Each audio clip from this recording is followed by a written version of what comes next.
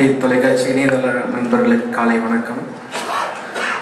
First படம் கார்த்தி நடிக்கிறதா இருந்துச்சு. பிரபு சரவணன் சாரோட பேசிகிட்டு இருந்தோம்.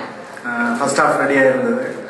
அப்புறம் ஏதோ காரணத்தினால அப்புறம் கன்டினியூ பண்ண முடியல. பட் ஒரு சந்தோஷமான விஷயம் என்னன்னா, இப்போ கார்த்தி பண்ணியிருக்கிறப்ப இன்னொரு ஹிட்டு கிடைச்சிருக்கும். கார்த்திக்கு வந்து கண்டிப்பாக எனக்கு கதை தெரிந்தவரை இன்னொரு சூப்பர் ஹிட் கிடைச்சிருக்கும்.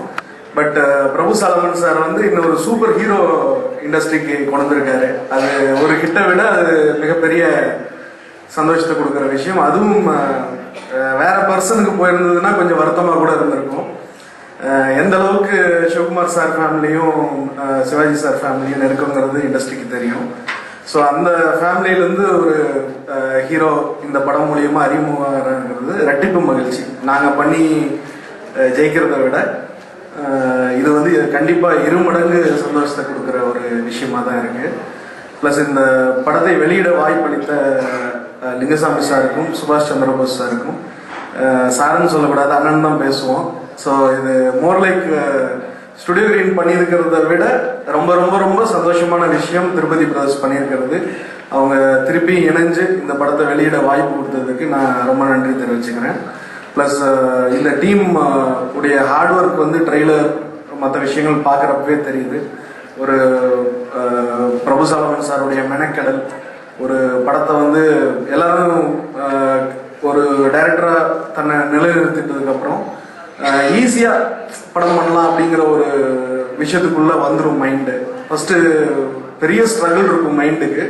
அப்புறம் ஒன்ஸ் ஒரு ஹிட்டு கொடுத்து ப்ரூவ் பண்ணிட்டோம் அப்படின்னா அதுக்கப்புறம் ஈஸியாக ஸ்டார் வந்து ஒரு ஈஸியாக பெரிய ஸ்டார் டேட் கிடைக்கும். அழகாக ஒரு கதை ஒரு இது பண்ணிட்டு போகலாங்கிற மைண்ட் ட்ராவல் தான் வரும். பட் மைனாவை விட பல மடங்கு கடின உழைப்பு வந்து இந்த படத்தோட விஷுவல்ஸில் தெரியுது. ஸோ இருக்கிற எக்ஸ்பெக்டேஷன்ஸ்க்கு மீட் பண்ணணுங்கிறதுக்காக பிரபு சாலமன் சார் தனியாக வருத்திக்கிட்டு அடுத்த லெவலுக்கு ஒரு சினிமாவை கொடுத்துருக்காருன்னு தான் நம்புகிறேன். ப்ளஸ் இமான் சாருடைய பாடல்கள் வந்து ரொம்ப ரொம்ப பொறாமையாக இருக்கு. ஒரு எங்களுடைய படங்களுக்கும் இந்த மாதிரி ஒரு பாடல் 5 பாடல் அமையும்னு ஒவ்வொரு சினிமாக்காரங்களும் பொறாமப்படக்கூடிய பெருமைப்படக்கூடிய ஒரு பாடல்களாக இந்த பாடல்கள் அமைஞ்சிருக்கு. இந்த பாடல்கள் விஷுவல்ஸில் தெரிகிற எஃபர்ட்டு, பிரபு சாலமன் சாருடைய எஃபர்ட்டு, சுகுமார் சாருடைய எஃபர்ட்டு, ஒரு ஆர்ட் டைரக்டர் வைரபலன் சாருடைய ஒர்க்கு, யுகபாரதி அவர்களுடைய வரிகள், இது எல்லாம் இந்த படத்தை அடுத்த லெவலுக்கு பெரிய ஹிட்டாகும்னு நம்புகிறேன். ப்ளஸ் சிறு படங்கள் அப்படிங்கிற வரிசையில் அட்டகத்தி எடுத்து பண்ணோம். அட்டகத்தி எடுத்து பண்ணுறப்ப அட்டகத்திங்கிறது பலம் இல்லாத ஒரு ஆயுதம். யாருக்கும் அதை காயப்படுத்த முடியாது. அந்த ஆயுதத்தையே வந்து அவ்வளோ கூர்மையானதாக்கி அவ்வளோ பெரிய வெற்றியடை செய்த பத்திரிகை தொலைக்காட்சி இணையதள நண்பர்கள் யானை பலத்தோட வர்ற இந்த கும்கியை மிகப்பெரிய வெற்றியடை செய்ய வேண்டும் வேண்டி விரும்பி கேட்டுக்கிறேன். நன்றி, வணக்கம். Thank you Jesus.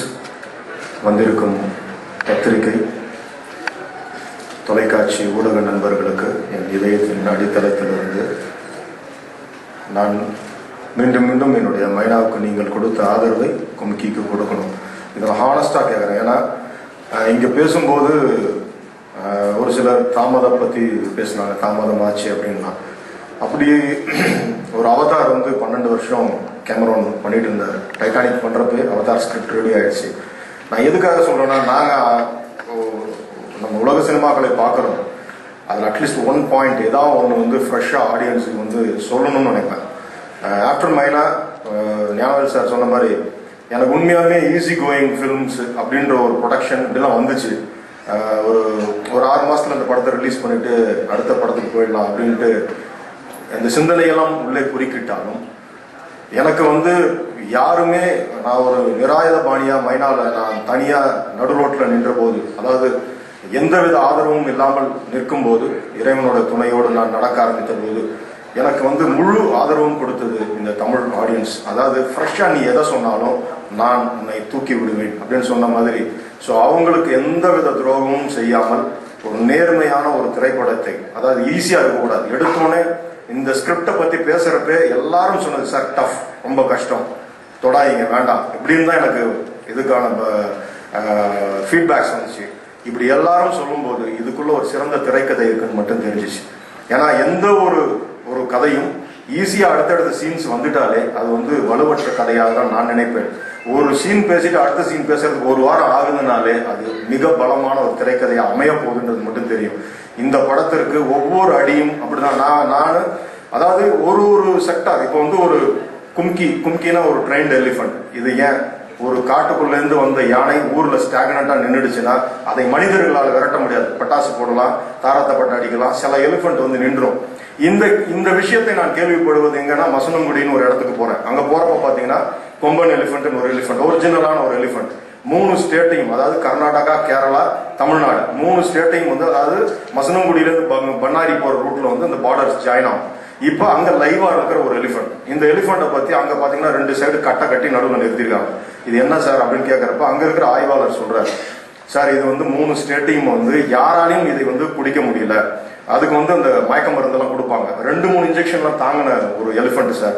ஸோ அதுக்குள்ளேயே வந்து ஃபெரோஷியஸான எலிஃபண்ட்ஸ் எல்லாம் இருக்கு. ஸோ இது கேட்கறப்பே வந்து ஒரு புதுசா இருந்துச்சு. ஓகே, இதை எப்படி பிடிச்சாங்க? 3 கும்கி எலிஃபண்ட்ஸை கொண்டு வந்து ஒரு 4-5 அந்த மயக்க மருந்துகள்லாம் கொடுத்து அது கொஞ்சம் தள்ளாடு நிலையில் முட்டு கொடுத்து கூட்டிட்டு வந்து இங்க அடைச்சிருக்காங்க சார். ஸோ ஒரு மிகப்பெரிய ஒரு ஒயல் எலிஃபண்ட்டை பத்தின ஒரு விஷயம் கேள்விப்படும் போது கேட்கறப்பே சுவாரஸ்யமா இருந்துச்சு. இது ஏன் இப்படி ஒரு கேரக்டர் கொம்பன்னு ஒன்று இருந்துச்சு, இப்படி அந்த ஊருக்கு ஒரு கும்கி ட்ரெயினர் வந்தான், என்ன நடக்குது அப்படின்றப்ப எனக்கு ஃப்ரெஷ்னஸ் வருது உள்ளுக்குள்ள. இதற்கு முன் ஒரு திரைப்படம் இது மாதிரி வந்தது அப்படி அலசி பார்க்கறப்ப இல்லை, இதற்கு பின் வரும். ஆனா இதுல இருந்து இனிமே கும்கி எடுத்துக்கலாம், கொம்பனை எடுத்துக்கலாம், இதுல இருந்து டிராவல் பண்ணலாம். ஆனா கும்கின்றது ஒரு ஃப்ரெஷ்ஷா இருக்கணும். ஸோ எந்த விதத்திலும் ஆடியன்ஸ் வந்து ஓகே இவன் பண்ணதுதான் பண்ணியிருக்கான்னு சொல்லிடக்கூடாதுன்றதுக்காக ஃப்ரெஷ்ஷா ஒரு விஷயத்தை எடுத்துட்டு இறங்கி போறப்ப அதுல ஒவ்வொரு விஷயம் இறங்குறப்ப ஒரு மாவுட்ஸை போய் பார்க்கறேன் சந்திக்கிறோம். ஸோ பாகனை சந்திக்கும் போது முதல் பாடல்களை முடிப்போன்று நான் கவிஞரை அழைத்து போனேன். எனக்கு தெரிஞ்சு முதல்ல லொகேஷன் பார்க்க போறப்ப கவிஞரெல்லாம் அழைச்சிட்டு போறது வந்து எனக்கு இதுதான் ஃபர்ஸ்ட் டைம். என்னன்னா போய் அந்த மாவுட்ஸ் கூட உட்கார்றப்ப அவங்களோட வட்டார வழக்கு சொல் மொழி, அவங்க எந்த அளவுக்கு சிந்திக்கிறாங்க, அவங்களோட பெரிய எதிர்பார்ப்பு என்ன. ஸோ ஒரு பாடல் வந்து இந்த படத்துல பொம்மன்ற கதாபாத்திரன் வந்து பாடுறப்ப இவ்வளவுதான் ரொம்ப. இப்போ கவிஞர் 1008 புக்ஸ் படிச்சிருக்காரு, அவருடைய கவித்திறமை ஜாஸ்தியா இருக்கு, அதெல்லாம் இதுக்குள்ள இன்புட்டா கொண்டு வந்துடக்கூடாது. அதுல ரொம்ப தெளிவா இருக்கும். நானும் இமானதும் உட்காந்து பேசுறப்ப இல்ல பொம்மனா தான் சிந்திக்கணும். அப்ப பொம்மன்றப்ப ஒரு பொண்ணை பார்த்தா என்ன, எந்த அளவுக்கு தான் அவங்களோட அவுட்புட் இருக்கும் மனசுக்குள்ள, ஒண்ணுமே புரியல, சொல்லவே தெரியல எனக்கு என்னன்னு அப்படின்றதுதான் அது உடனே பல்லவியா அது மறுரூபம் எடுக்குது. ஸோ இந்த மாதிரி சின்ன மெனக்கடல் தான் ஒரு பாடலுக்குமே பார்த்தீங்கன்னா 2 மாசம் 3 மாசம் சொல்லிட்டாலேன்னு ஒரு சாங்காக கிட்டத்தட்ட 8 மாசம் வந்து அந்த லொக்கேஷனுக்காக வெயிட் பண்றோம். என்னன்னா இது எல்லாமே சேலஞ்சிங்கா. இன்னைக்கு வீட்டுக்குள்ள 160 சேனல்ஸ் வந்துருச்சு. நம்ம திருப்பியும் அரைச்ச மாவை அரைக்க முடியாது. ஏதாவது ஒன்று வித்தியாசம் பண்ணி 167வது சேனலா இந்த படம் நிக்கணும்ன்றதுக்காக தான் இந்த மெனக்கடல் எல்லாருமே. இது வந்து எல்லாருமே, அதாவது பயணங்கள்னு எடுத்துக்கிட்டீங்கன்னா கணக்கே கிடையாது. சில சமயம்லாம் 48 மணி நேரம் தொடர்ந்து டிரைவ்ல இருந்திருக்கோம். நாங்கள் கேரளாலேருந்து போயிட்டே இருப்போம். சரி எங்கேயும் நிறுத்த வேண்டாம், போனால் ஏர்லி மார்னிங் மிஸ் பண்ணிடுவோம். இப்படி எல்லா நூக்கன்கான அந்த உழைப்புக்கான நேரம், அந்த சீசன்ஸ்க்கான நேரம், இதெல்லாம் தான் அந்த காலதாமதம். இன்னொன்று காலதாமதம்ன்றதை விட பர்ஃபெக்ஷன். இதுக்கு ஒன்ஸ் கண்டென்ட் வந்து ஸ்க்ரீனுக்கு வர அன்னைக்கு ஹிட்டு ஃப்ளாப் இது 2 தான் பற்றி பேசுவாங்க. நீங்கள் என்ன கஷ்டப்பட்டீங்க போனீங்க அதெல்லாம் கிடையாது. ஸோ ஷோ ஷார்ட்டாக அடிக்கணும்னா அது பர்ஃபெக்டாக இருக்கும். அது என்னைக்கு வந்தாலும் பரவாயில்ல, ஆனால் வர அன்னைக்கு அது ஷோ ஷார்ட்டாக இருக்கணுன்றதுக்காக எல்லாரும் எடுத்துக்கிட்ட எஃபர்ட். இதில் வந்து வார்த்தைகள் இல்லை, எல்லாமே எனக்கு படம் அப்ஜெக்டிவாக இருக்குது. ஸோ படம் பார்க்கும்போது அவங்கவுங்க கிராஃப்ட்டுக்கு அவங்கவுங்க எடுத்துக்கிறாங்க டைம். அந்த படத்தை நான் முடிச்சுட்டு கொண்டு போய் எஃபெக்ட் சேது சார் கிட்ட கொடுத்தோன்னா அவரு ஃபுல்லாக படம் பார்த்துட்டு சார் நான் இந்த எலிஃபென்ட் சவுண்ட்ஸ் எல்லாம் நான் எடுக்கணும் அப்படின்ட்டு அவரு டாஸ்க் கேம் எடுத்துக்கிட்டு அவர் கேரளா போறாரு. அவரு போய் ஒரு 5 நாள் பயணிக்கிறாரு. அவரு போய் அங்க இருக்கக்கூடிய அது உணவு மெல்றப்ப என்ன சத்தம் வருது, அது சாதாரணம் இருக்கிறப்ப பிளிற சத்தம் எல்லாத்தையும் எடுத்துட்டு வந்து இதுல ஜாயின் பண்றாரு. அதே மாதிரி பாத்தீங்கன்னா இமானுக்கு ஃபுல்லா போட்டு காட்டணும்னா இமான் அவரோட டைம் ஸ்பேஸ் எடுக்கிறாப்புல, எனக்கு இது வேணும் அப்படின்றப்ப நான் எதுவுமே யாருமே தடுக்க முடியாது. ஸோ இந்த படம் எல்லா இடங்களிலும் எந்த நெருக்கடியும் கொடுக்காமல் அழகாக வரும். இது எல்லாத்துக்குமே டைம் ஸ்பேஸ் கொடுத்த என்னுடைய ப்ரொடியூசர். இந்த இடத்துல நான் வந்து டைரக்டர் லிங்குசாமின்னு சொல்ல மாட்டேன், ஒரு சகோதரனா என் கூட இருந்து, எப்படி ஒரு சகோதரன் ஒரு வீட்டில் இருந்து டைரக்ட் பண்றப்ப இன்னொரு சகோதரன் எப்படி கை கொடுப்பாரோ அதே மாதிரி எனக்கு எந்த விதத்திலையும் ஒரு நாள் கூட நான் வந்து இந்த டைம் நான் ரிலீஸ் பண்ணி இப்போ இந்த படத்தை கொடுத்துருங்க, இந்த படத்தை எப்போ முடிக்க போறீங்கன்னு கேட்டதே கிடையாது. நல்லா வந்துகிட்டு இருக்கான்னு கேட்பாரு, அவ்வளவுதான். நல்லா வந்துட்டு இருக்கு. ஸோ ஒரு ஆடியோ 2 சாங் போடுறப்ப இன்னும் அவருக்கு ஒரு எனர்ஜி வரும், ஓகே நல்லா பண்ணுங்க அப்படின்னு. ஸோ இந்த மாதிரி தயாரிப்பாளர் எல்லாருக்குமே கிடைக்கணும்னு நான் வேண்டிக்கிறேன். ஸோ இது ரொம்ப முக்கியம். நான் நினைக்கிறது பெருசு கிடையாது. அவுட் ஆஃப் இமேஜினேஷன் நான் ஒரு விஷயத்தை எடுத்துட்டு நான் பண்ணணும்னு நினைக்கிறது பெருசு இல்லை. அதுக்கு தோல் கொடுக்குற ஒரு தயாரிப்பாளரா திருப்பதி பிரதர்ஸ், போஸ் ஆகட்டும், லிங்குசாமி ஆகட்டும், எல்லாருமே அந்த கோஆபரேஷனை கொடுத்தாங்க. என்னோட எல்லா டீம் மெம்பர்ஸ், சுகுமார் ஆகட்டும், வைரபாலன் ஆகட்டும், அந்தந்த செக்டார். இப்போ இவரெல்லாம் அனுப்புறோம்னா வைரபாலன் ஒரு 6 months போயிட்டு அந்த பிளான்டேஷன்ஸ் பண்ணிட்டு அந்த பூக்கள் வளர்றதுலேருந்து ஒரு நாற்று நட்டதுலேருந்து ஹார்வெஸ்டிங் சீசன் வரைக்கும் அந்த வில்லேஜ் எப்படி இருக்கணுமோ அந்தந்த பெர்ஸ்பெக்டிவ்க்கு எப்படி எல்லாம் மாத்துறது. ஸோ எல்லாருக்குமே அந்த சுதந்திரமும் கொடுத்தேன். அவங்களும் அதை சின்சியரா எல்லாருமே செஞ்சாங்க. யுகபாரதி ஆகட்டும், விமான் ஆகட்டும். எனக்கு இன்னும் சொல்ல போனால் தம்பிராமையா என்னால் பார்க்க முடியல. படம் முடிஞ்சு கொத்தல்லியா தான் நான் பாக்குறேன். நான் அந்த கேரக்டர் அவ்வளவுதான் பொம்மனா தான் பாக்குறேன். விக்ரம் அல்லியா தான் பாக்குறேன். நான் லட்சுமி மேனனை. ஏன்னா நான் இதுக்குள்ளேயே கிடக்குறேன், 2 வருஷமா கிடக்குறேன். எனக்கு எல்லாம் கதாபாத்திரங்களா தான் தெரியுறாங்க. ஸோ இதுக்கப்புறம் சுந்தரபாண்டியன் பாக்குறப்பதான் அல்லியா இது அப்படின்ற மாதிரி பாக்குறேன் நான். ஸோ எல்லாருமே அவங்களும் அதே மாதிரி தான். அந்த கிராமத்துக்குள்ள விட்டு யாருமே நான் ரெஸ்ட்ரிக்ட் பண்ணல. உடனே ஒரு கேப்டனா போய் அங்க நின்றுகிட்டு எல்லாரும் மாட்டிட்டு அப்படிலாம் கிடையாது. அந்த கிராமத்து மண்ணோடு, மக்களோடு, அங்க இருக்கக்கூடிய ட்ரைப்ஸோடு அவங்க கூட பழக விட்டு, யானையோட கிட்டத்தட்ட ஒரு 25 நாள் அவரோட அந்த ட்ரைனிங்கே திருவிழாவில் நடந்துச்சு. ஸோ இதெல்லாமே அவர் அமெரிக்கால டக்குன்னு ஒரு எலிபென்ட் கிட்ட போறதுக்கு பயந்தாப்புல. அதுக்கப்புறம் பாத்தீங்கன்னா கிட்ட, ஏன்னா அதுக்கு அந்த ஸ்மெல் பிடிக்கணும்.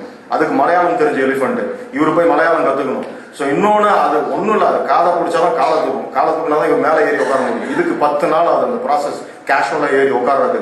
ஸோ இப்படி அவங்கவுங்க எடுத்துக்கிற டைம், அதுதான் இந்த பர்ஃபெக்ஷனுக்கான காலதாமதம் தான் இந்த கும்கி. ஸோ இன்னைக்கு நிறைவா இது சென்சார்ல பாக்குறப்ப அவ்வளோ ஹாப்பியா இருக்குது. அந்த எஃபர்ட்ஸ் இப்போ இதை தாண்டி இன்னொன்று என்னத்தை போய் பிடிக்க போறோன்றது தான் ஒரு சேலஞ்சிங்கா இருக்குது நமக்கு. ஸோ இங்க உங்க பத்திரிகையாளராக நான் உங்ககிட்ட எல்லார்கிட்ட நான் வைக்கிற வேண்டுதல், நீங்க படம் பார்க்கும்போது என்ஜாய் பண்ண போறீங்க. இன்னும் இது ஒரு ஃப்ரெஷ் தாட்டோட நாங்கள் வந்திருக்கோம். ஸோ இந்த டீமை இன்னும் நீங்க என்கரேஜ் பண்ணணும்.